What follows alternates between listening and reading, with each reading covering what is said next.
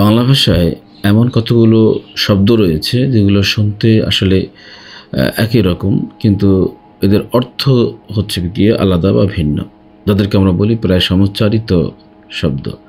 যেমন স্বরে অ, দন্তন্য রস্যিকর, অনু, এর অর্থ দাঁড়াবে পেছন। যদি সেখানে মূর্ধন্য রস্যিকর হয় তখন সেখানে তার অর্থ দাঁড়াবে পদার্থের ক্ষুদ্রতম অংশ।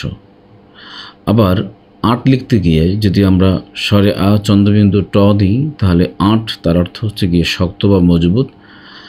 আবার যদি আমরা চন্দ্রবিন্দু না দিই তখন সেখানে তার অর্থ দাঁড়ায় সংখ্যা, অর্থাৎ আট একটা সংখ্যা। এখানে দেখেন, আমরা ছোটোর সময় ওই যে ধান বা অন্যান্য কোনো ফসল কাটতে গেলে বলতাম যে আঁটি বাঁধেন। যে আঁটি বাঁধা মানে হচ্ছে শক্ত করে বাঁধা। তাহলে এই হচ্ছে সেই আঁট যাকে শক্ত করে বাঁধা হয়।